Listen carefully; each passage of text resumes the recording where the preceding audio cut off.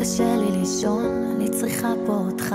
תיתן לי כמה מילים, או לפחות הבטחה שככה לא נראה סוף, וזאת רק התחלה.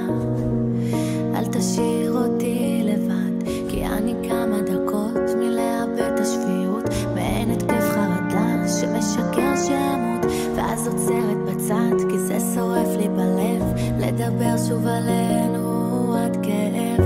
בת 23 ויש עוד מה לעבור, אמרה לי אמא שלי שמנסה עוד לשמור על הלב הרגיש, היא תעדיף להכחיש אני דפוקה עם ים של הרס עצמי, הכל איך עשיתי את הכל שתלך מפה, רק חיפשתי שתשים עליי לב אולי, מה חשבתי בכלל?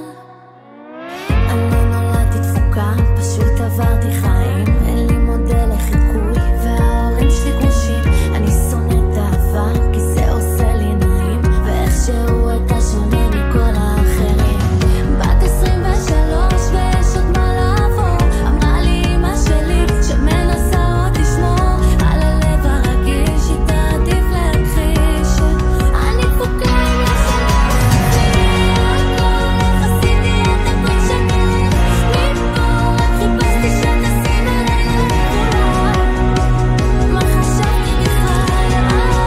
אני סוטה להישאר ככה האינסטינקט שלי בוגד שתלך בעיקר הפרידה עושה נוסף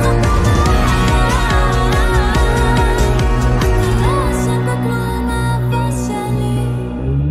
איך אהבתי אותך כמו ילדה בכיתה, ולא אמרתי לך שאני כאן בשבילך, הגנתי רק על עצמי, אני שמרתי טינה במקום לשמור רק עליך מכל מה שאתה.